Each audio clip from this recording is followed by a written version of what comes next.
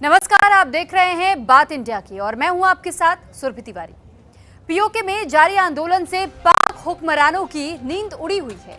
पहले आंदोलन को दबाने के लिए पीओके में आर्मी की तैनाती की गई थी, लेकिन जब इसके बाद भी वहां की आवाम ने अपना आंदोलन जारी रखा, तो इसके बाद अब पाकिस्तान ने फिर से कश्मीर का रोना रो रहा और इस मामले में संयुक्त राष्ट्र के दखल देने की गुहार भी लगाई।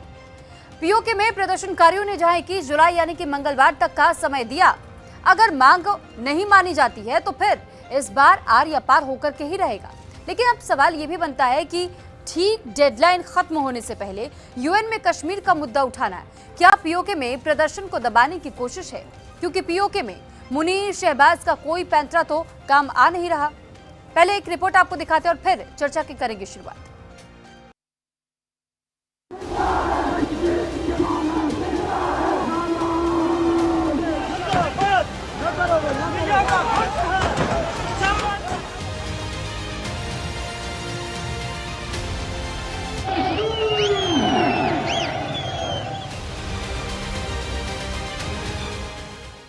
पाकिस्तान को अपने ही घर में विरोध का सामना करना पड़ रहा है।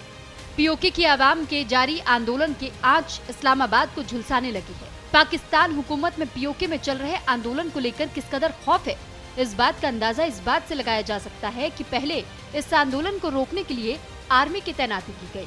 जब इसके बाद भी बात नहीं बनी तो फिर पीओके में इंटरनेट सेवा को रोक दिया गया। इतना ही नहीं, पीओके में जाने वाली रोजमर्रा के सामानों की आपूर्ति को भी रोकने का प्रयास किया गया। लेकिन अब मौका परस्त पाकिस्तान ने एक बार फिर से अपनी नाकामी को छुपाने के लिए कश्मीर का रोना शुरू कर दिया है। पाकिस्तान हर साल 19 जुलाई को कथित तौर पर कश्मीर के पाकिस्तान में विलय दिवस के रूप में मनाता है। इस मौके पर राष्ट्रपति आसिफ अली जरदारी ने बयान जारी करते हुए कहा, हम अंतर्राष्ट्रीय समुदाय खासकर संयुक्त राष्ट्र से आग्रह करते हैं कि वे कश्मीरी लोगों के आत्मनिर्णय के अटूट अधिकार को सुनिश्चित करने की कोशिशों का समर्थन करके अपनी जिम्मेदारी उठाए। पाकिस्तान के प्रधानमंत्री शहबाज शरीफ ने एक अलग बयान में कहा है कि दक्षिण एशिया में शांति के लिए सुरक्षा परिषद के प्रस्तावों और कश्मीरी लोगों की आकांक्षाओं के अनुरूप कश्मीर विवाद का शांतिपूर्ण समाधान जरूरी है। पाकिस्तान अधिकृत कश्मीर में 27 जुलाई को होने वाले चुनाव से पहले बड़े पैमाने पर विरोध प्रदर्शन जारी है। प्रदर्शनकारी स्थानीय प्रशासन, आर्थिक समस्याओं और कथित सरकारी दमन के खिलाफ सड़कों पर उतर रहे हैं। लेकिन अपने घर की मुश्किलों को हल करने के बजाय पाकिस्तान कश्मीर के लोगों के हक की बात कर रहा है। यूएन में फिर उठाया कश्मीर का मुद्दा। पीओके विरोध के बीच शहबाज की नई चाल। कश्मीर राग से ध्यान भटकाने की कोशिश। कश्मीर मुद्दे पर यूएन से समर्थन की गुहार। वहीं शहबाज शरीफ ने भी एक बार फिर से कश्मीर को विश्व मंच पर मुद्दा बनाने की नाकाम कोशिश की है। हम अंतर्राष्ट्रीय समुदाय खासकर संयुक्त राष्ट्र से आग्रह करते हैं कि वे कश्मीरी लोगों के आत्मनिर्णय के अटूट अधिकार को सुनिश्चित करने की कोशिशों का समर्थन करके अपनी जिम्मेदारी उठाए। पूरी दुनिया ये जानती है कि पाकिस्तान के खिलाफ बलूचिस्तान और पीओके में लगातार विरोध बढ़ते जा रहे हैं। यही वजह है कि पाकिस्तान इन मुद्दों से दुनिया का ध्यान हटाने के लिए कश्मीर का रोना रो रहा है। इस मामले को लेकर भारत का रुख हमेशा साफ रहा। पाकिस्तान और चीन को ये स्पष्ट किया जा चुका है कि जम्मू कश्मीर और लद्दाख हमारे अभिन्न अंग है और कश्मीर से जुड़ा सभी मुद्दा भारत और पाकिस्तान के बीच द्विपक्षीय बातचीत से ही सुलझाए जाने चाहिए। इसी के साथ भारत ने यह भी कहा कि कश्मीर के लोगों की चिंता करने से पहले पाकिस्तान को अपने घर में झांकना चाहिए। हालांकि ये सभी को मालूम है कि पाकिस्तान की नापाक चाल कभी भी कामयाब नहीं होगी, क्योंकि दुनिया के सामने पाकिस्तान का असली चेहरा सामने आ चुका है। और अब चलिए चर्चा की शुरुआत हम कर लेते हैं और सबसे पहले मेहमानों का परिचय हम आपसे करवा दें। इस वक्त हमारे साथ खास मेहमान जुड़ चुके हैं। हमारे साथ सुहेल अहमद जी पीओके एक्टिविस्ट जुड़ चुके हैं और साथ ही मुजफ्फर अली चौधरी पाकिस्तानी पत्रकार भी हमारे साथ जुड़ चुके हैं। तो आप दोनों का बहुत स्वागत है और अब से कुछ देर में कुछ और मेहमान भी हमारे साथ जुड़ेंगे। सबसे पहले मैं रुख करना चाहूँगी मुजफ्फर अली जी आपका ही, क्योंकि पाकिस्तान में इन दिनों जिस तरीके से जो हालात बने हुए हैं और इसको लेकर के बार बार ये कहा भी चिताया भी जा रहा है कि पहले आप अपने देश को तो संभाल लीजिए, क्योंकि पीओके की स्थिति तो हर किसी को देख रही है, लेकिन फिर भी कश्मीर का राग अलापने से बाज नहीं आते।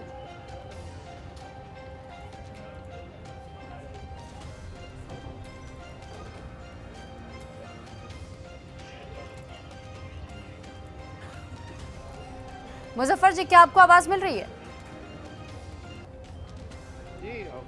सवाल जरा दोहराइएगा। जी, सवाल यही था कि पीओके की स्थिति देखने, जानने, समझने के बावजूद अपने देश में क्या हो रहा है, कितनी गड़बड़ियां हैं, कहां सुधार की गुंजाइशें हैं, उस ओर गौर ना करके कश्मीर का मुद्दा बार बार आप लोग उठाने का काम करते हैं। पहले आप अपने देश में तो सुधार ले आइए।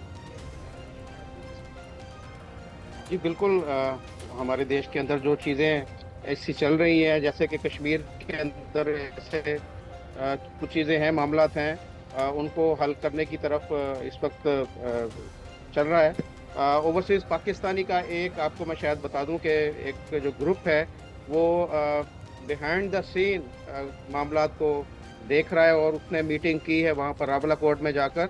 लेकिन आपको पता है कि कुछ शर्पसंद अनासर जो हैं, जिनको हमारी स्टेट ये कह रही है कि उसको भारत की तरफ से सपोर्ट किया जा रहा है, भारत की तरफ से स्पॉन्सर जो लोग हैं वो इसमें रुकावट बन रहे हैं, जिससे सरदार अमान, ख्वाजा मेहरान और इस तरह के दूसरे लोग हैं जो नहीं चाहते कि इस खित्ते के अंदर या पाकिस्तान के पास जो कश्मीर है, आज़ाद कश्मीर, उसके अंदर जो है वो हालात सुधर सके। तो अब ये जो 22 जुलाई से पहले कोशिश की जा रही है कि यह मामला हल हो जाए, लेकिन हमने ये देखा कि कुछ वीडियोस जो सरदार ख्वाजा मेहरान की जानिब से है वो यही चाहते हैं, उनकी यही कोशिश है कि लाशें गिरें। उनकी एक ही एजेंडा है कि कहीं ना कहीं इस तरह का कोई सूरत हाल बन जाए, इस तरह का कुछ वाकया हो जाए कि जिसमें लाशें गिरें, ताकि ये इलेक्शन जो होने वाला है 27 जुलाई को, वो इलेक्शन जो है वो उसको किसी तरीके से ख़त्म किया जा सके और पोस्टपोन किया जाए। लेकिन मेरे ख्याल में इसके लिए कोशिशें हो रही हैं, काबिशें हो रही हैं और पाकिस्तानी हुकूमत इसके ऊपर काम कर रही है कि जो लोग हैं, देखिए अवामी एक्शन कमेटी के अंदर जो चंद लोग हैं वो ये नहीं चाहते कि ये इलेक्शन हो। उनका मेन एजेंडा यही है। देखिए 12 सीटों का मसला वो एक अलग चीज़ है, 12 वो हुकूमत से कहती है कि हमारे साथ आप बैठकर बात कर लें, लेकिन बेसिक जो मसाइल हैं, जो जब ये एक्शन कमेटी बनी थी तो उनका यही था कि जी हम आटे के ऊपर बात कर रहे हैं, हम गरीब लोगों के लिए ये कोशिश कर रहे हैं, हम बिजली के ऊपर बात कर रहे हैं, हम महंगाई के लिए बात कर रहे हैं। तो वो सारी चीज़ें तो वैसे की वैसे ही हैं, ना तो महंगाई कम हुई है और ना ही जो है वो बिजली ऑलरेडी पहले तो यही तो सबसे ज्यादा गौर करने की जरूरत है ना मुजफ्फर जी, उनके पीछे आखिर इतने सारे मुद्दे होने के बावजूद भी क्या है, और उसके बाद भी आप लोग कश्मीर का राग अलापते हैं। अगर इन कमियों को दुरुस्त कर लिया जाए तो आपकी जनता आपसे कितनी खुश हो जाए। आपको इस तरीके से चुनाव में झूठा प्रचार करने की आवश्यकता नहीं पड़ेगी। चलिए अब लौटूंगी मैं आपके पास, लौटूंगी सर। अब पहले मैं एक रिएक्शन ले लेती हूँ, उसके बाद मैं आपको पूरा समय दे दूंगी। पाकिस्तान और रिटायर्ड मेजर जनरल अनुज माथुर सर भी हमारे साथ जुड़े हुए, डिफेंस एक्सपर्ट।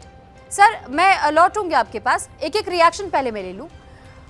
जनरल सर, क्योंकि इस वक्त हम देख रहे हैं जो स्थिति पीओके की है, और पीओके को लेकर के पहले से ये कहा जा रहा था कि पाकिस्तान संभाल नहीं पा रहा, उसे आजाद कश्मीर का नाम तो इन्होंने दे दिया है, लेकिन किस तरीके से कब्जा किए हुए हैं वो दृश्य तो सबके सामने है।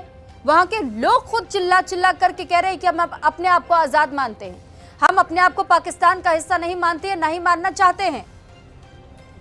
फिर ये किस गलतफहमी में है? हाँ, जय हिंद सुरभि। देखिए मैं आपको थोड़ा सा कुछ बार पहले भी बता चुका हूँ, दोबारा इस बात को रिपीट करने की कोशिश करूंगा कि जो एक्सेशन था कश्मीर का वो फुल एंड फाइनल इंडिया के साथ एक्सेशन था, इसमें कोई संदेह नहीं है।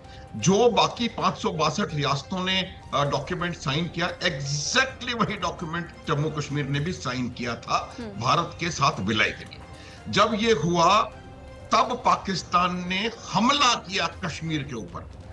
Mark my word Surbhi, Pakistan ने मैं बताऊं आपको क्या वजह है, हमला किया, फिर कश्मीरी ने, आई रिपीट, कश्मीरी ने पाकिस्तान की सेना और जो उनके साथ मराडर्स आए थे उनको खदेड़ा। तो जो कश्मीरी था वो पाकिस्तान का जो 47-48 का जो हमला हुआ था उसके खिलाफ था। तो कोई कश्मीर का हिस्सा पाकिस्तान हो जाएगा ये तो संभव ही नहीं था।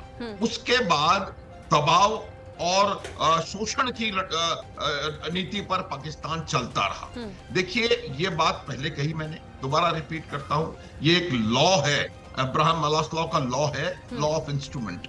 When the only tool in your tool box is a hammer everything looks like a nail.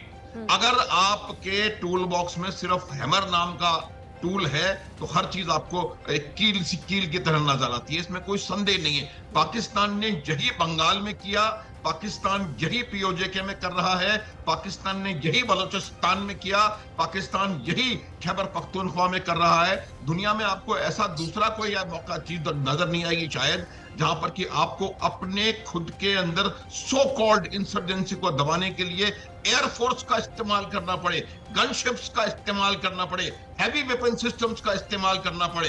तो ये जो चीजें हुई, इस वजह से एक हिस्सा 1971 में अलग हुआ और अब लगभग वैसे के वैसे हालात पीओजेके में, बलूचिस्तान में पैदा हो चुके हैं। तो मेरा यह कहना है कि आपको अपनी चीज को समझने की आवश्यकता है। आज हम पॉलिटिकल एनवायरनमेंट की बात कर रहे हैं। क्या आपको मालूम है कि बिलावल भुट्टो को वहां भेजा गया? वो एक पूरी तरह से एयरफोर्स के पूरे सुरक्षा घेरे में वहां गए, अपने ऑफिस के बाहर निकल करके सिर्फ 5 कदम जाकर के उन्होंने एक तकरीर करी और वो वापस। तो मेरा कहने का मतलब ये है कि आप जो दिखावा करना चाह रहे हैं कि वहां पर हालात सामान्य है, वो भी सही प्रकार से नहीं हो पा रहा है। हालात वहां पर गलत खराब हैं सुरभि। देखिए एक चीज और मैं बताता हूं आपको, सबसे बड़ी चीज ये होती है कि if you are in a constant state of denial, आप डिनाई करते जाएंगे हर चीज को, तो आप उसका समाधान नहीं ढूंढ सकते।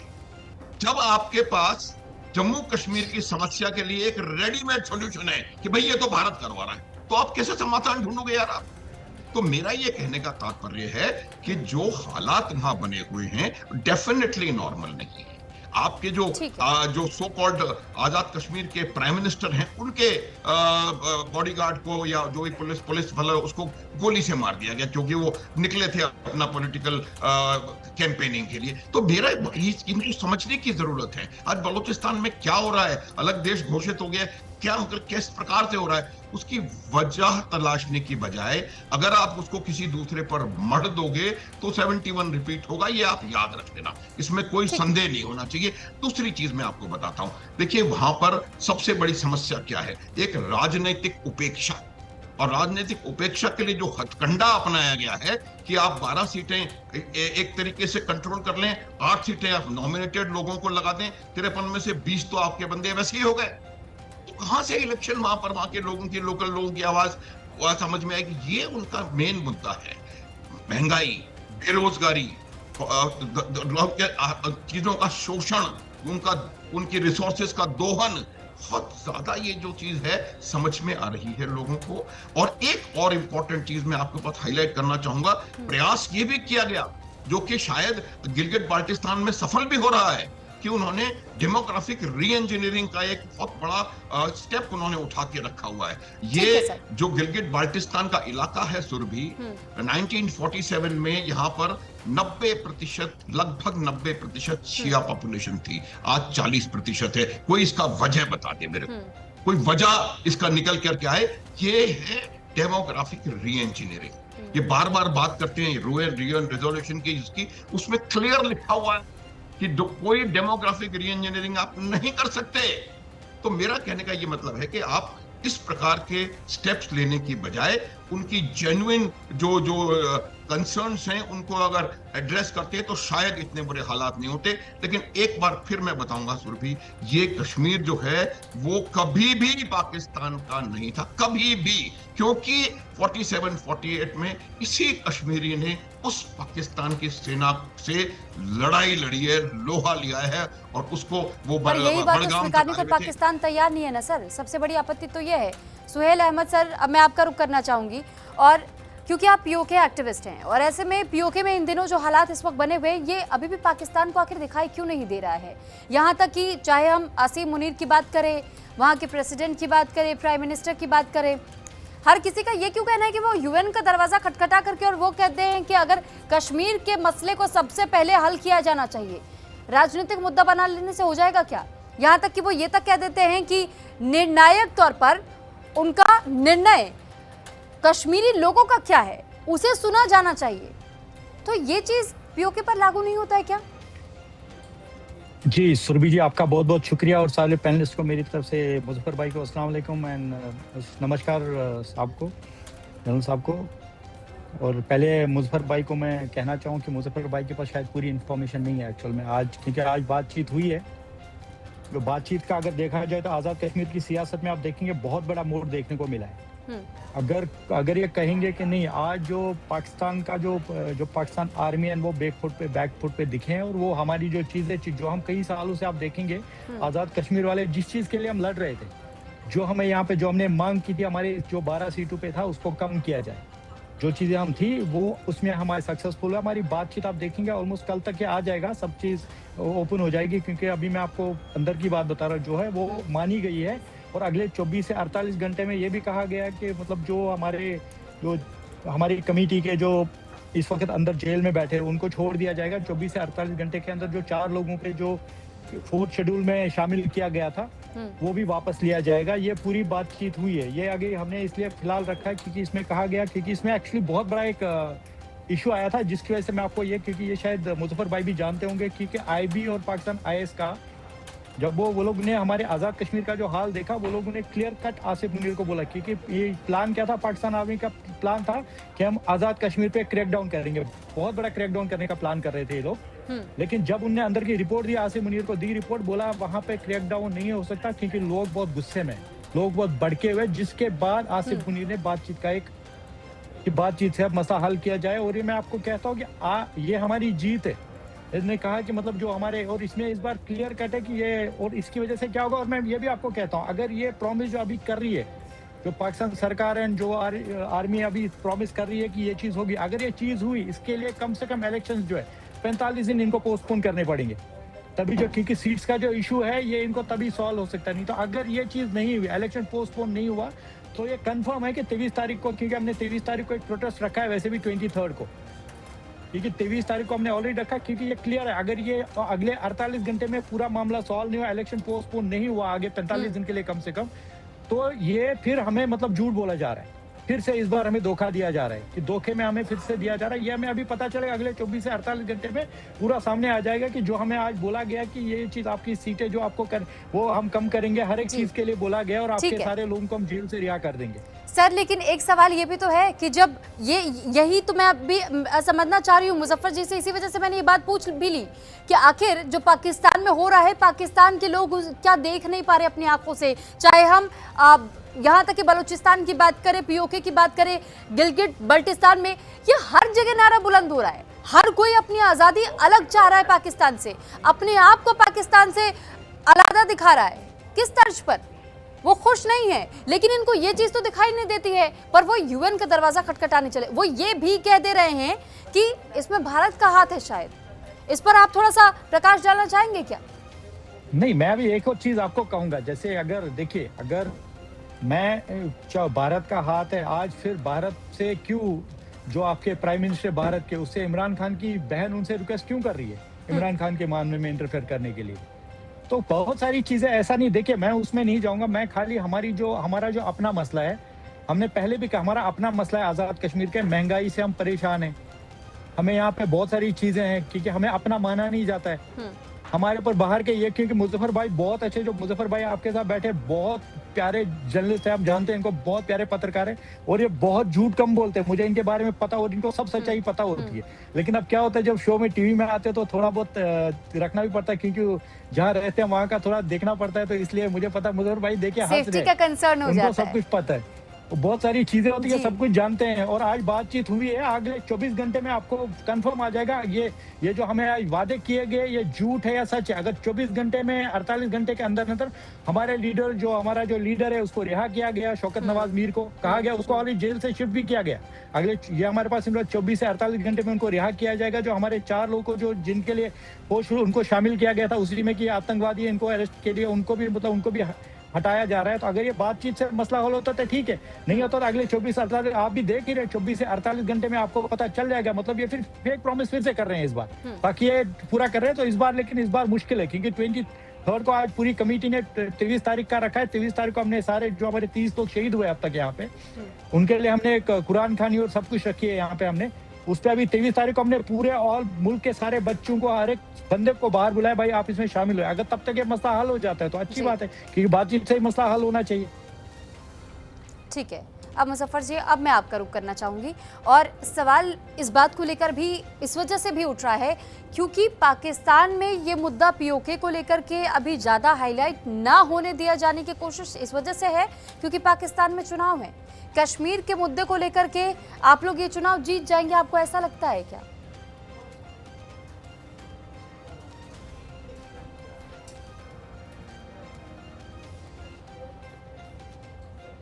मुजफ्फर अली सर, सवाल यही है कि जी, सवाल यही है सर कि जब चुनाव नजदीक आया तो फिर कश्मीर याद आ गया, लेकिन उन कश्मीरियों का क्या जिन्हें आप आज आजाद कश्मीर कह रहे हैं पर वो अभी भी अपने आप को बंदिशों में महसूस कर रहे हैं, वो आजाद महसूस नहीं कर रहे।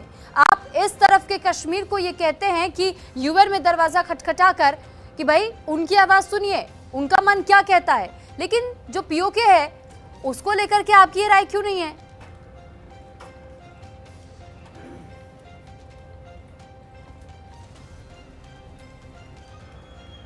जी देखिए, कश्मीर जो है हमारा पाकिस्तान का शुरू से ही ये स्टांस है कि कश्मीर जो यूनाइट कश्मीर है जो भारत के पास है या पाकिस्तान के पास है, उन्हीं के बेसिस पे, उन्हीं के जैसे वो चाहते हैं उसी हिसाब से होना चाहिए।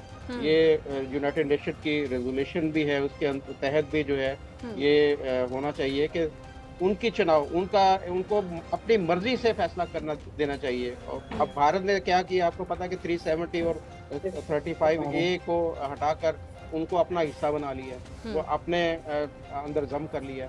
लेकिन कम से कम पाकिस्तान में तो ये सूरत हाल नहीं है। पाकिस्तान में तो अभी भी उनको पूरा हक है, पूरा। सर कैसी बात कर रहे हैं आप? कह रहे हैं कि पाकिस्तान में उस सूरत हाल नहीं है। आपने क्या वो स्थितियां नहीं देखी, चाहे वो पीओके की बात हम करें, चाहे हम बलूचिस्तान की बात करें कि किस तरीके से उन लोगों का दोहन हो रहा है, वहां से सिर्फ रिसोर्सेस के लिए उस मिट्टी का इस्तेमाल किया जा रहा है, वहां के लोगों को वहां पर कामकाज पर भी लगा दिया तो भी उनका सिर्फ दोहन हो रहा है। सर उनका हिस्सा तो उन्हें मिल ही नहीं रहा है, उनका विकास तो हो ही नहीं रहा है। वो तो चावल दाल और आटे के लिए अभी भी ये गुहार लगा रहे कि भैया थोड़ी सी तो कम से कम हम पे रहमत कीजिए। बलूचिस्तान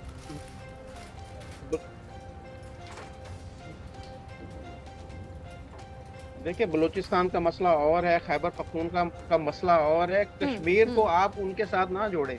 कश्मीर के ऊपर पाकिस्तान और भारत का आपको पता 1948 से ही जो तनाज़ा चलता आ रहा है। उसकी वजह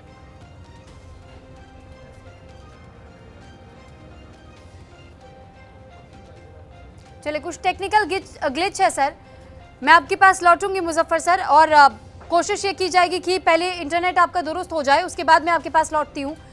प्रोफेसर अंशु जोशी जी, विदेश मामलों की जानकार, हमारे साथ जुड़ चुकी हैं। बहुत स्वागत है मैम आपका भी। अंशु जी, सवाल इस बात को लेकर भी कि जिस तरीके से इस वक्त दो देशों का मसला, लेकिन बार बार यूएन का दरवाजा खटखटाया जाना कितना उचित है? क्योंकि भारत ने तो हमेशा से अपना रुख स्पष्ट रखा है और ये कहा है कि दो देशों का मुद्दा है तो दोनों देश आपस में मिलकर के सुलझाए, इसमें हम किसी भी तीसरे देश का हस्तक्षेप बिल्कुल बर्दाश्त नहीं करेंगे। बिल्कुल नहीं, और ये तो दो देशों का भी नहीं है, एक ही देश का मसला है। मैं आपको बता दूं, ये पूरा जम्मू कश्मीर जो भारत की तरफ हो या जिस पर पाकिस्तान ने कब्जा करके रखा हुआ है, वो अखंड भारत का जम्मू और कश्मीर है, जो 1947 की आजादी के बाद से तब के महाराज हरि सिंह ने भारत में जिसका की विलय किया था।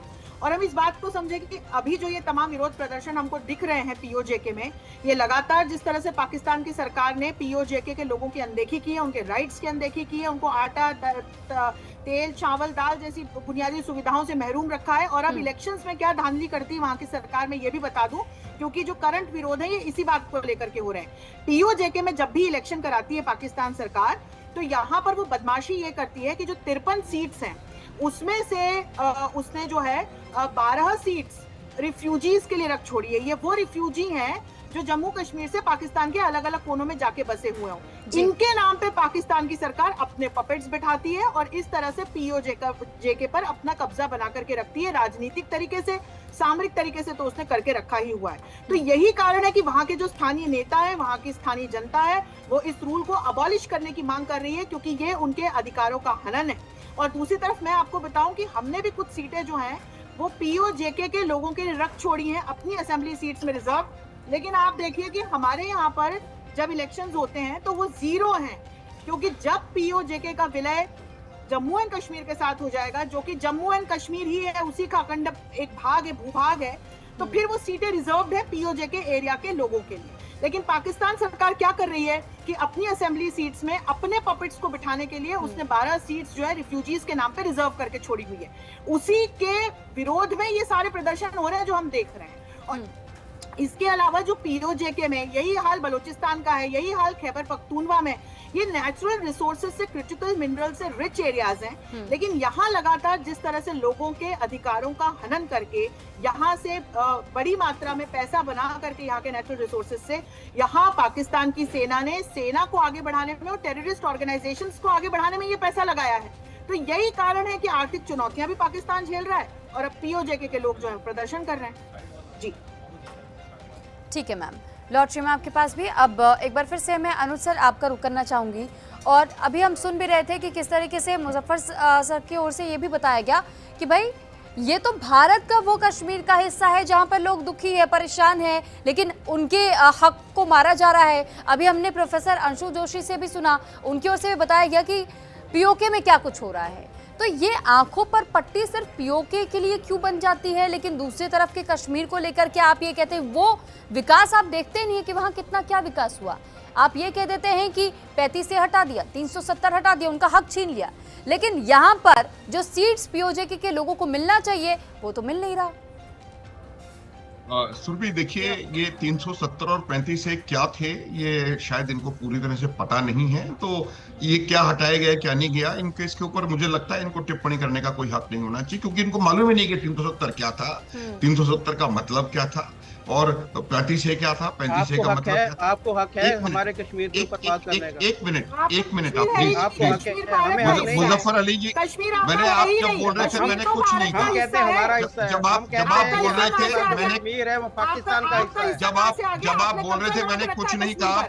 मुजफ्फर भाई, कश्मीर अखंड भारत का अखंड हिस्सा है, कोई संदेह नहीं होना चाहिए इसमें। देखिए सुरभि मैंने आपको बता दिया कैसे क्या विलय था, क्या विलय पत्र था, और उसके बाद कश्मीरियों ने हिम्मत है तो लेके दिखाएं फिर। अरे बिल्कुल लेके दिखाएंगे, आप उसकी इस तरह की बात कर रहे हैं आप मुजफ्फर जी, इस तरीके से नहीं सर, इस तरीके से नहीं। ठीक है प्रोफेसर अंशु, कर रहे हैं आप, लौटूंगी मैम, ठीक है, एक एक करके आप लोग अपनी अपनी बात रख लीजिए। सुरभि मैं आपको एक बात बता रहा हूँ, please, when he was talking nobody else was interfering. आपको बात समझने की आवश्यकता है। देखिए आप विकास की बात कर रही थी, आज जो आवाज पीओजेके में उठ रही है उसका एक प्रमुख कारण ये है कि वहां के लोग समझ गए हैं कि जो उनको पिछले 70 साल से बरगलाया जा रहा था कि वहां ये हो रहा है वहां ये हो रहा है, उनको आज जम्मू कश्मीर का विकास नजर आ रहा है। उनको वहां पर IITs, IIMs, एम्स दिखाई दे रहे हैं, इंजीनियरिंग कॉलेजेस दिखाई दे रहे हैं, 3-4 करोड़ सैलानी आते हुए दिखाई दे रहे हैं, मेडिकल कॉलेजेस दिखाई दे रहे हैं, दुनिया का सबसे ऊंचा पुल दिखाई दे रहा है, वहां पर वंदे भारत एक्सप्रेस दौड़ती हुई दिखाई दे रही है, वहां की 4 लेन 8 लेन सड़कें दिखाई दे रही हैं, वहां पर आटे दाल चीनी चावल की कीमत नजर आ रही है। तो ये तमाम चीजें दिख रही हैं, तो उनकी आंखें खुली हैं, जिनको कि आप कह रही हैं कि आंखें, तो आंखें तो खुली हैं। और अब उनको जब पता लग रहा है तो उन्होंने कहा कहना शुरू किया कि जो चीज आप मेरे को मैं बताता हूं सुरभि, आप समझिए, बिल्कुल सिंपल लॉजिक है। जो दोनों तरफ लाइन ऑफ कंट्रोल के दोनों तरफ जो कश्मीरी हैं, उनके हाथों में हथियार किसने दिए? किसी भी कश्मीरी के हाथों में हथियार कोई और दे नहीं सकता। दोनों तरफ के लोगों को हाथों में हथियार पाकिस्तान की सेना और पाकिस्तान की ISI ने दिए, फिर उनको दोनों को आपस में लड़ाया, दोनों को। तो ये मैं आपको बता रहा हूं कि जिस व्यक्ति को आपने स्वयं हाथ में हथियार थमाया, आज पीओजेके में आप देखिए कितने टेररिस्ट कैंप लग रहे हैं। आप देखिए किस प्रकार से रावलाकोट में जैश ए मोहम्मद लश्कर तैयबा की रैलीज निकलती है सरकारी प्रोटेक्शन के अंदर में। वहां पर आपने पूरे पीओजेके को कॉम्पिटाइज किया, वहां पर टेरर कैंप्स बनाए, टेररिस्ट की ट्रेनिंग हो रही है, उनके रेडिकलाइजेशन की ट्रेनिंग हो रही है, और वहां पर आपने लॉन्च पैड्स बना रखे हैं, आपने उनके हाथों में हथियार थमाए, और अब आप उसी कश्मीर को कह रहे हैं कि तुम आतंकवादी है, उसको हथियार आपने दिया, आतंकवादी आप बोल रहे हैं। अब कौन? जॉइंट अवामी एक्शन कमेटी, क्या आतंकवाद है उसमें? तो ये बात आप करने की, आपको समझने की जरूरत है सुरभि। इसमें बिल्कुल logic, plain and simple logic है। एक तो आप किसी भी कीमत पे किसी भी तरीके से विलय को नहीं झुठला सकते। दूसरा, कश्मीरी ने पाकिस्तान की सेना से लड़ाई लड़ी थी 47-48 में, वो नहीं झुठला सकते। और तीसरा, जिस प्रकार का डेवलपमेंट आज जम्मू कश्मीर में हो रहा है, जिस तरह से लगातार जम्मू कश्मीर प्रगति कर रहा है, जिस तरह से G20 की बैठकें चल रही हैं श्रीनगर में, ये पूरी दुनिया देख रही है। जो तरक्की हो रही है वो सारी दुनिया देख रही है, और पीओजे के क्या कश्मीरी भी देख रहा है। तब उसको लग रहा है कि जो अभी तक बताया गया वो बरगलाना था सुरभि, वो झूठ था, और वो चाहता है कि अब वो भी उसी प्रकार की प्रगति, उसी प्रकार के विकास और उसी प्रकार की सुविधाओं का हकदार बने। मैं आपको फिर बता रहा हूं, बुनियादी सुविधाएं, शिक्षा, स्वास्थ्य, राजनीतिक अपने अपने अधिकार, ये सब मिसिंग हैं। यही बात उनको आज समझ में आ रही है, और इसी वजह से आज आवाज उठ रही है, और आने वाला समय दिखा देगा कि क्या हो रहा है। और ये भी मैं बार बार बता रहा हूं कि अगर हर समस्या का आप समाधान एक लाइन में ढूंढ लेंगे तो उसका समाधान आप कभी कर नहीं सकते। आपको इंट्रोस्पेक्शन की जरूरत है, आपको ये देखना पड़ेगा। मैं आपको एक चीज और याद दिलाता हूं सुरभि, पुराने इतिहास से जो पहला नक्शा, जो कॉन्सेप्ट पाकिस्तान का था, ये मुजफ्फर साहब के लिए खास बात है, जो कॉन्सेप्ट पाकिस्तान का था, जो कि उस समय के मुस्लिम लीग के अध्यक्ष इकबाल ने, जिसने वो गाना लिखा सारे जहां से अच्छा हिंदुस्तान हमारा, उस समय कोई पाकिस्तान नहीं था, उसने जब नक्शा जो प्रपोज किया था पाकिस्तान की एक मुस्लिम स्टेट होनी चाहिए, उसमें कश्मीर का जिक्र नहीं था। कश्मीर पाकिस्तान का हिस्सा हो सकता है, ये आफ्टर थॉट है। आप ये चेक कर सकते हैं, 1920 और 30 के दशक की बात है, जब उन्होंने इनिशियल कॉन्सेप्ट पाकिस्तान का दिया था मोहम्मद इकबाल के सरपरस्ती में, उनकी लीडरशिप में। तो मेरा ये मानना है कि अब हमको इतिहास को नहीं झुठलाना चाहिए, इतिहास को समझने की जरूरत है। कितना पाकिस्तान कश्मीर को अपना समझने की कोशिश कर रहा है, क्या उन्होंने किया, आप मुझे बताएं। 47 से लेके आज तक सिवाय टेररिस्ट कैंप्स के, टेरर आउटफिट के, टेरर ऑर्गेनाइजेशंस के, है क्या कश्मीर जब में बात करने की बात है, तो भी समझने की आवश्यकता है, और वो समय बहुत तेजी से जो इसी वजह से अब मुजफ्फर साहब से मैं ये पूछना चाहूंगी कि सर अब तो आपने सुन लिया, फैक्ट्स भी रख दिए गए, अब इस पर आपका क्या स्टैंड है सर? देखिए, पाकिस्तान खुद दहशतगर्दी का शिकार हो रहा है इस वक्त। ये जो आप एक्शन कमेटी के रहनुमा की बात कर रहे हैं, या अभी देखें जो हमले हो रहे हैं, आपने देखा कि सिक्योरिटी गार्ड को मारा गया, वहाँ पर जो तनवीर लियाज थे उनके सिक्योरिटी गार्ड को मारा गया। इसके अलावा और भी पुलिस वाले एहलकारों के ऊपर भी फायरिंग हुई, उनको भी मारा गया। आप बलूचिस्तान की बात कर रहे हैं, बलूचिस्तान के अंदर भी यही सूरत हाल है कि वहाँ पर आम मजदूरों को अभी जो 5 मजदूर जो हैं उनको जो वहाँ पर मारा गया, पंजाबी मजदूर थे। तो ये मुजफ्फर भाई मुझे क्या लग रहा है, सही, आप बिल्कुल सही बात कर रहे हैं, लेकिन मुझे कई हद तक नहीं लग रहा कि इसके हम खुद जिम्मेदार हैं। कहानी उल्टी है। वहाँ पर जब लोग शांतिपूर्ण प्रदर्शन करते हैं तो पाकिस्तान की सरकार, सेना के लोग जाकर वहाँ लोगों को मारते हैं, महिलाओं पर अत्याचार होते हैं, उनके साथ किस प्रकार का सुलूक किया जा रहा है पूरी दुनिया देख रही, बच्चों के साथ किस तरह का सुलूक किया जा रहा है। बस यही कारण है अंशु जी और सुहेल जी, मैंने इस वजह से भी मुजफ्फर जी को इस बारे में अभी टोका नहीं कि चले ठीक है, पहले वो अपनी बात रख ले, कंप्लीट कर ले, उसके बाद उनको फैक्ट चेक दे दिया जाए। नहीं, क्योंकि ये जरूरी हो जाता है। कुछ सुरभि जी, कुछ चीजों में मैं जनरल साहब के साथ हूँ, क्योंकि जनरल साहब ने जो बात कही, देखिए जो इंडिया साइड कश्मीर है, हमारे वहाँ बहुत सारे रिलेटिव रहते हैं। ऐसा नहीं कि हम भी चाहते हैं कि उनसे मतलब हम चलिए, हमें होता नहीं, आज तक बातचीत नहीं हो पाती क्योंकि कुछ रिस्ट्रिक्शन हम लोग नहीं कर पाते बातचीत। हमारे बहुत सारे रिलेटिव है वहाँ पे, वो भी कहते हैं, बोलते हैं हम लोग बहुत खुश है यहाँ पे आज। पहले वो लोग का कैसा था, लेकिन आज अगर बात होती है वो कहते हैं हम बहुत खुश है वहाँ पे, क्योंकि वहाँ पे डेवलपमेंट हुआ है। हम भी देखते हैं वो चीज़ का, देख रहे हैं। मुजफ्फर भाई को भी ये चीज़ पता है कि अच्छे से, क्योंकि ये जो मुजफ्फर भाई बात कह रहे हैं ना, हम इसके शिकार हैं, लेकिन इसके जिम्मेदार कुछ हद तक हम खुद है।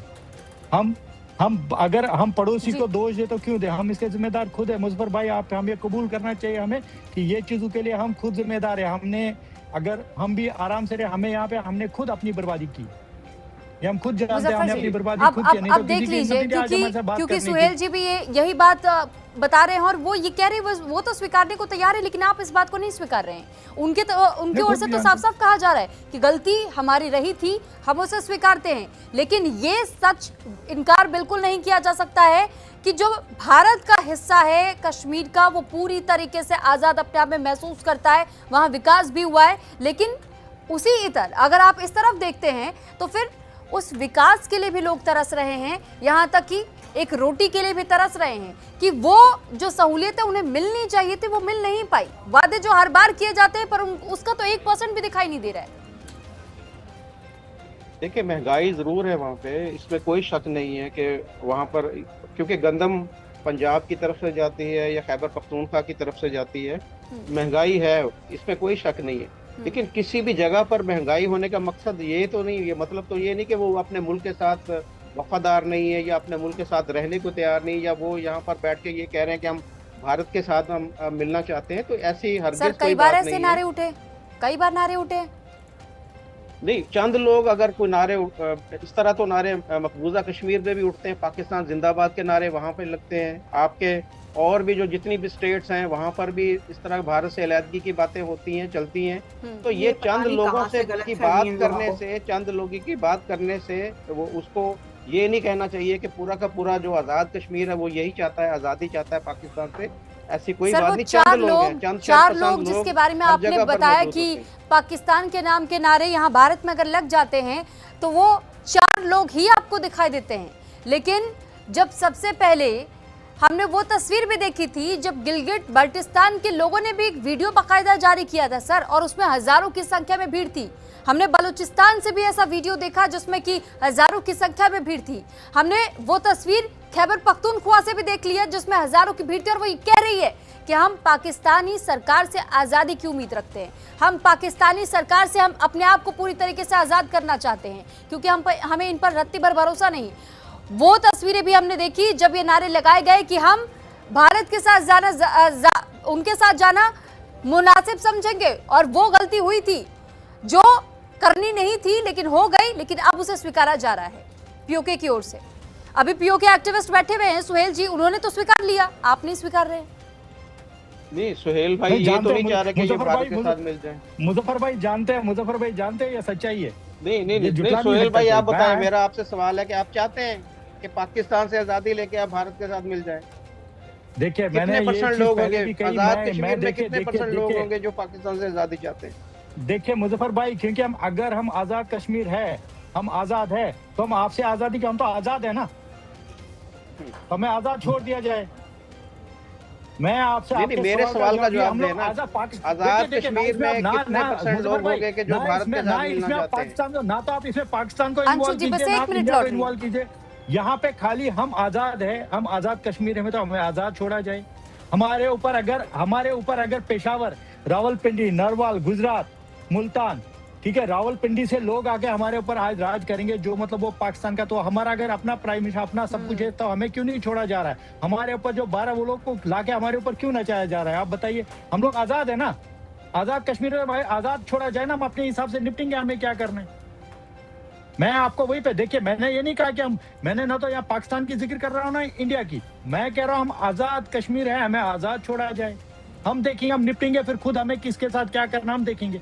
लेकिन वो नहीं किया जा रहा है, क्योंकि हमारे ऊपर वही है जो 12 सीटों का, मैम ने भी एक कहा 12 सीटों का जो चल रहा है प्रॉब्लम, वही सबसे बड़ी बात है कि 12 लोग हमारे ऊपर लाए जा रहे हैं सर पे, वो कहीं और से, वो कोई पेशावर से, कोई गुजरात से, कोई वहां से लाके हमारे ऊपर बिठाए जा रहे हैं, जो पूरी यहाँ की सरकार चलाते हैं। यहाँ के लोगों की तो कोई और, इस बार आपको बताता हूँ, मैं आज की न्यूज बताता हूँ जो आपको शायद अभी तक नहीं मिली होगी।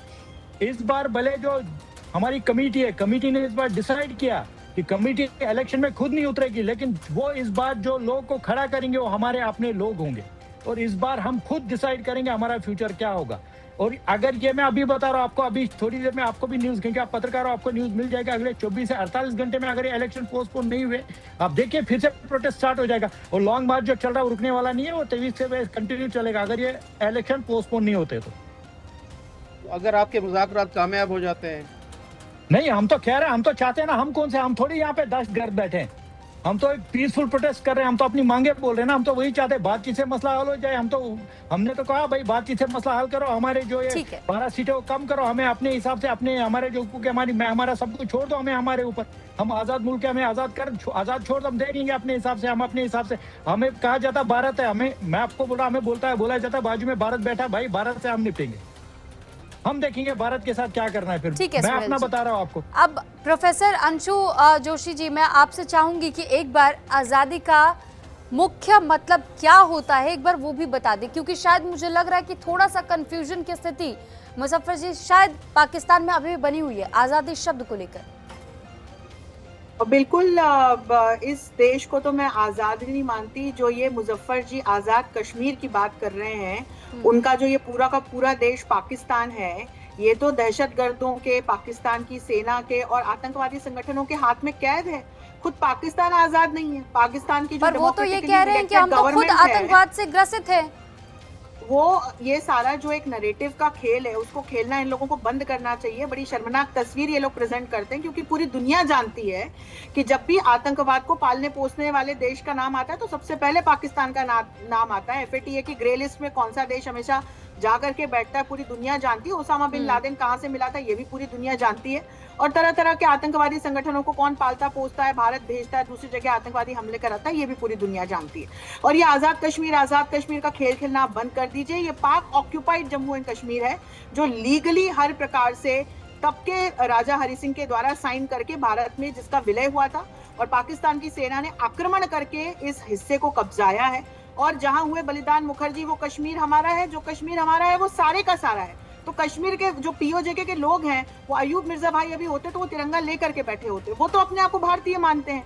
अच्छा, भारत खुद जाकर के किसी प्रकार का कोई आक्रमण या इस प्रकार की कोई इस तरह की कोई कार्यवाही करने में बिलीव ही नहीं करता। हम जाके कहीं पर भी अटैक नहीं करते, कहीं आक्रमण नहीं करते। पर जब भारत की अक्षुण्ण संप्रभुता की बात आएगी तो फिर देखा जाएगा कि क्या होगा क्या नहीं होगा। ये तो ऑपरेशन सिंदूर करके हमने बता ही दिया है। और दूसरा, हमारी तरफ के जम्मू एंड कश्मीर का जिस तरह से डेवलपमेंट हुआ है, वो न सिर्फ POJK के लोग, अब तो पूरे पाकिस्तानी जनता देख रही है।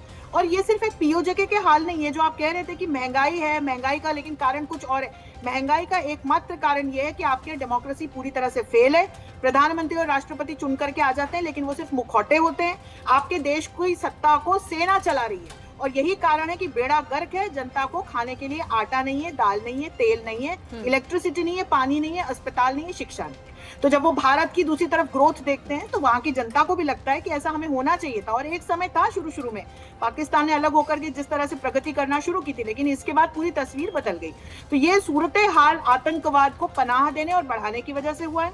और आज POJK के लोग आपसे त्रस्त हैं, बलूचिस्तान के लोग आपसे त्रस्त हैं, वो अपना हक मांगते हैं, क्योंकि वे कल्चरली अपने आप को पाकिस्तान का हिस्सा मानते हैं। और अभी जो इन्होंने एक बात कही थी कि भारत के दूसरे हिस्से भारत से अलग होना चाहते हैं, इस प्रकार के फेक नैरेटिव्स बिल्कुल मत फैलाइए। ये नया भारत है, इसमें एक भारत श्रेष्ठ भारत है। और जिस तरह का विकास भारत की आज की सरकार ने भारत के हर राज्य में किया, और जिस तरह का इंटीग्रेशन हम सबका आपस में है, और जिस तरह से तकनीक के माध्यम से हम सभी आपस में जुड़े हैं, तो आपके यहाँ से 4 दहशतगर्द जरूर यहाँ पर आकर के पाकिस्तान के नारे लगा सकते होंगे, लेकिन आपके यहाँ की जो लाखों लाख जनता है जो हाय हाय पाकिस्तान पाकिस्तान मुर्दाबाद के नारे लगा रही है, वो आपको देखने चाहिए और इसका आपको सोल्यूशन खोजना चाहिए। तो आप अपने गिरेबान में झांक करके देखिए, जब किसी पर एक उंगली उठाते हैं तो बाकी की उंगलियां अपनी और होती है। तो ये मशवरा मेरा आपके लिए भी है, ये मशवरा, यही मशवरा मेरा आपके लिए। ठीक है, लेकिन मुजफ्फर जी, अच्छा चलिए मुजफ्फर जी एक बात ईमानदारी से बता दीजिएगा। आपको बड़ी मिर्ची लग रही है, मैं तो आपको आईना दिखा रही हूँ, मैं तो आपको फैक्ट्स बता रही हूँ। 1947 के बाद as per the legal document Jammu और कश्मीर भारत का हिस्सा था। सम्राट हरि सिंह ने भारत को के विलय की अपनी जो पूरा अग्रीमेंट था तैयार किया था, जिसको कि तत्कालीन गवर्नर जनरल ने रेटिफाई भी कर दिया था। आपकी सेना ने तब इस पूरे हिस्से पर आक्रमण करके ये जो हिस्सा है उसे कब्जाया। आपको और इसीलिए इसको दुनिया फिक्र क्यों है? आप मुझे ये जम्मू और कश्मीर के नाम से जानती है। आपको बलूचिस्तान की फिक्र क्यों है? पाकिस्तान ऑक्यूपाइड जम्मू एंड कश्मीर है, जिसकी आपने दुर्दशा करके रखी हुई है। आप बहुत अच्छी तरीके से जानते हैं कि आपके यहाँ की क्या हालत है, आर्थिक स्थिति क्या है, सामरिक स्थिति क्या है। एक तरफ खुद को चीन को बेच रखा है, दूसरी तरफ अमेरिका के पिट्ठू बने हुए हैं, और दोनों तरफ से लात खाते हो। चीन से भी आपको जूते पड़ते हैं, आपसे पाकिस्तान की जो पोजीशन है, जो पाकिस्तान को इज्जत मिल रही है, वो बर्दाश्त नहीं हो रही। आपसे वो चीजें बर्दाश्त नहीं हो रही। आपसे आसम मुनीर की जो पॉपुलैरिटी है, जो ट्रम्प WTO के उनको पास जाते प्राइज कर रहा है, और वो भीख बर्दाश्त मांग नहीं के हो आप रही है अपने देश आपको। को चला रहे हो, भीख जी। मांग के आप अपने देश को चला रहे हो। ठीक है तो यही प्रोफेसर fact है, अंशु ये जोशी पूरी दुनिया जी, जानती ठीक है मैम।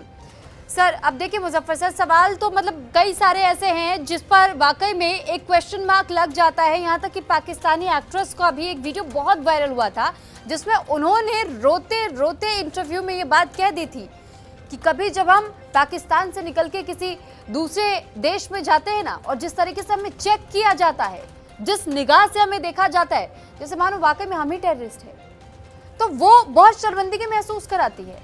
जब टेररिज्म की बात आती है तो पाकिस्तान का नाम सबसे पहले अव्वल दर्जे पर रिकॉर्ड कर लिया जाता है। यहाँ तक कि आप उठा करके देख लीजिए ना सर, 26/11 भारत में करवा दिया, और सीधे सीधे लिंक्स नहीं बल्कि बकायदा वो रिकॉर्डिंग्स है सर जिसका प्रमाण दिया गया।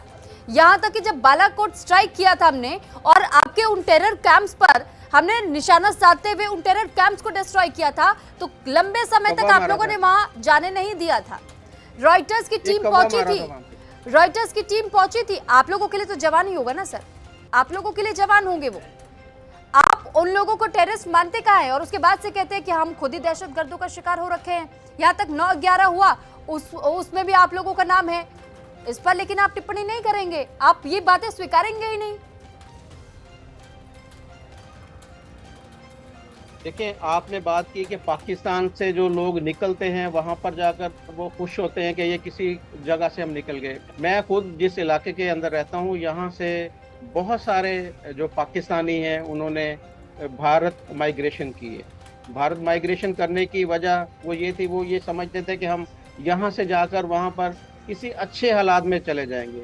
लेकिन अगर मैं आपको फैक्ट बताऊं तो उनमें से मोस्टली जो लोग हैं, मोस्टली पाकिस्तानी, वो वापस आ रहे हैं। वो कह रहे हैं कि हम पता नहीं वहां पर जाकर कहाँ फंस गए, हमें वहां पर ना तो कोई चीज सहूलतें मिली, ना कोई हमें नौकरी मिली, ना हमें रहने को घर मिला, और जो हालात थे वो यहाँ से भी बदतर थे।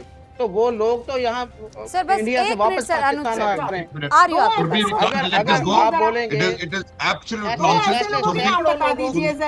सैकड़ों मुजफ्फर सर ऐसे नहीं सर, आप इल्जाम मत लगाइए, आप फैक्ट्स दे दीजिए, आप फैक्ट्स दे दीजिए। अनुज सर भी काफी देर से शायद हमको इसी बात पर टोकना चाह रहे हैं। अनुज माथुर सर कुछ कहना चाहेंगे इस पर? मैं आपको 2-3 चीजें बता देना चाहता हूं इनको, इनकी जानकारी के लिए, क्योंकि क्या होता है कि आपको देख के आना चाहिए कि क्या बोलना है। नेशनल न्यूज चैनल पे हैं, देखिए सबसे 2-3 चीजें आपको समझने की आवश्यकता है। पाकिस्तान में 4 डायरेक्ट बाउट्स मिलिट्री रूल की हो चुकी हैं। अयूब खान, याया खान, जियाउल हक, परवेज मुशर्रफ। उसके अलावा पाकिस्तान की सेना हर क्षेत्र में हस्तक्षेप रखती है, इसमें कोई संदेह नहीं होना चाहिए। और अब असीम मुनीर ने 27वां रेजोल्यूशन पास करवा के, जो भी करवा के, उन्होंने पूरी असीम पावर्स ले ली है अपने पास में, उसको भी आप छोड़ दीजिए। आप इस बात के लिए इंट्रोस्पेक्शन करिए कि सन 60-62 तक पाकिस्तान की जो अर्थव्यवस्था थी वो भारत की अर्थव्यवस्था के बराबर या कुछ मानकों में भारत की अर्थव्यवस्था से बेहतर थी। फिर उसके बाद क्या हुआ कि हम तो दुनिया की चौथी बड़ी आर्थिक शक्ति बन गए और आप कहीं भी नहीं है। फिर और दूसरी बात बताता हूं, ये हम नहीं कह रहे हैं, ये आके हिलेरी क्लिंटन ने 2011 में पाकिस्तान के लिए कहा था कि अगर आप अपने बाड़े में सांप पालेंगे तो वो सांप आपको नहीं डसेगा, इसकी कोई गारंटी नहीं है। उसने किसी और चीज के लिए नहीं कहा था, वो यही कह रही थी कि जिस आतंकवाद को आप पाल पोस के बड़ा कर रहे हैं, एक दिन वही आतंकवाद आपको डसेगा। वही का वही हो रहा है। आपको इंट्रोस्पेक्शन करने की जरूरत है। आपकी आर्मी दोहन कर रही है आपके देश का, यह देखने की जरूरत है। आज आप चारों तरफ आंख उठा करके देख लीजिए क्या हो रहा है, क्या पाकिस्तानी आर्मी के लोगों के जनरल्स की क्या क्या कैपेबिलिटीज है, उसको भी आप छोड़िए। और तीसरी बात, सबसे इंपॉर्टेंट बात यह है कि इनके खुद के डिफेंस मिनिस्टर ने एक्सेप्ट किया है कि हम 30 साल से ये काम आपके लिए कर रहे थे, this dirty job we are doing for you for last 30 years. 30 साल से आतंकवाद को पैदा करना, पालना, पोसना, बढ़ाना तालिबान पाकिस्तान ने बनाया। टीटीपी, जितने भी जैश ए मोहम्मद पाकिस्तान में है, लश्कर ए तैयबा पाकिस्तान में है, हाफिज सईद पाकिस्तान में है। ये तमाम चीजें दुनिया को नजर आ रही हैं। और ओसामा बिन लादेन पाकिस्तान में मिला था। परवेज मुशर्रफ का सुरभी स्टेटमेंट है और उन्होंने स्टेटमेंट में कहा था कि ओसामा बिन लादेन पाकिस्तान का हीरो है। परवेज मुशर्रफ ने ये बात एक्सेप्ट करी है कि हम भारत के कश्मीर में दंगे फसाद करवाते रहेंगे। परवेज मुशर्रफ सर वो तो हमने तब भी देख लिया था जब मसूद अजहर के घर पर उस स्ट्राइक में जब कई लोगों की जाने गई थी, उस जनाजे में कौन कौन लोग शामिल हुए थे। बिल्कुल कोई संदेह नहीं है इसमें। और उसके अलावा एक चीज और मैं आपको बताता हूं, देखिए कि ये सबसे बड़ा एडमिशन, जब आपकी स्टेट पॉलिसी है to bleed India by 1000 cuts, ये पॉलिसी है। अगर आपकी ये पॉलिसी है, इसका मतलब क्या है? How will you bleed India by 1000 cuts?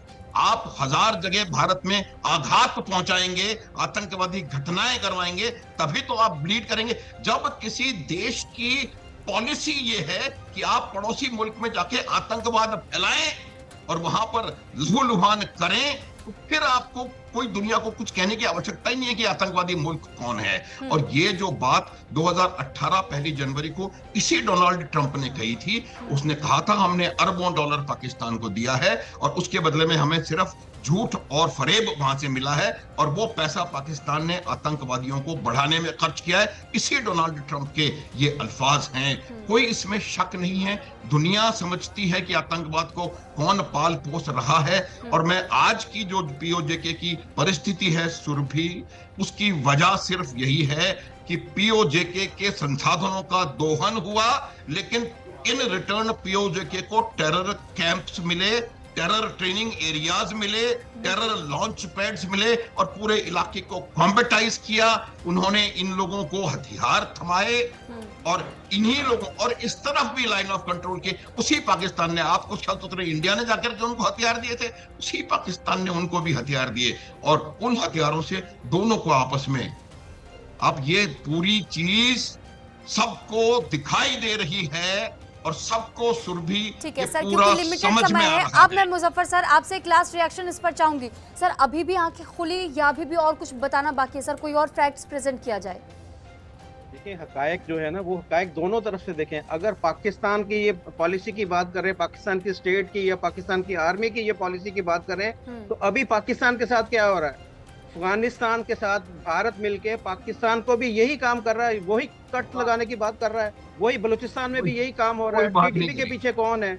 ये सारी की सारी चीजें जो है अभी भारत पाकिस्तान आपसे फैक्ट्स लाने को कहा जाता है, ये कहा जाता है कि सर आप सिद्ध कर दीजिए, तो वो कर नहीं पाते। सारा इल्जाम आप पाकिस्तान के सर पर डाल रहे हैं। अभी जो इंडिया की पॉलिसी क्या है उसके ऊपर भी जरा बात करें। ये भी बताइए कि अफगानिस्तान आपका इतना प्यारा मित्र कैसे हो गया? अफगानिस्तान सर आप किस पॉलिसी की बात करें? वो कराची से बीते कल वो तस्वीर हमने देखी थी जब वहां के मेयर ने सर 2026 में साइकिल एम्बुलेंस लॉन्च किया था। आप किस तरक्की की बात कर रहे हैं? मुजफ्फर भाई और सारे पैनलिस्ट, मुझे क्या लग रहा है कराची से ही सर वो तस्वीर सामने आई थी। मुझे ऐसा लग रहा है कि यार, मुझे पता है मुजफ्फर भाई, मुझे लगता है कि यार हमें जो है ना, मैं मतलब एज आजाद कश्मीर का रहने वाला हूँ, मुझे लगता है कि यार हमें अपने गिरेबान में झांकना चाहिए। ठीक है, क्योंकि हम लोग जानते हैं, हमें अपने गिरेबान में झांकना चाहिए कि हम गलत थे। सोहेल जी डर भी तो हो सकता है, डर भी तो हो सकता है, उन्हें भी तो अपनी जान की फिक्र है जिस वजह से वो शायद कह नहीं पा रहे कुछ। मैं लाइव यहाँ पे ये चीज बता, हम गलत थे, हमने गलतियां की, हमने मैं जैसे कि उन्होंने बोला, पाकिस्तानी डिफेंस मिनिस्टर ने कहा था, आप भी झूठ नहीं बोलते, मुझे पाकिस्तानी डिफेंस मिनिस्टर ने जो भी अल्फाज बोले थे बिल्कुल सही बोले थे। एक वक्त ऐसा था कि पाकिस्तान के अंदर पॉलिसी थी, कश्मीर की पॉलिसी थी, यहाँ पर कुछ जो जमातें थी वो जो जिनको मुजाहिद कहा जाता था, ये मुजाहिद है, वो काम हो रहा था।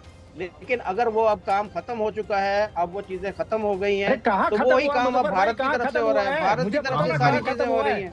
अगर खत्म हुआ है तो हाफिज सईद क्या है मुझे बताओ ना। मसूद अजहर दुनिया को पता है जनाब, तो वो क्यों नहीं अंदर जा रहा? वो सर स्वीकारेंगे ही नहीं। ओपनली सुहेल जी, आप कितना भी कह लीजिए, लेकिन वो इस बात पर अपनी स्वीकृति नहीं देंगे। मैं बोल रहा पाकिस्तान भी इसमें पीस रहा है, लेकिन पाकिस्तान हमारी खुद की गलती है। हमें अपने गिरेबान में झांक के देखना चाहिए कि हम गलत थे। ठीक है सर, क्योंकि समय का अभाव है, इस वजह से और कंटिन्यू हम इसे नहीं कर पाएंगे।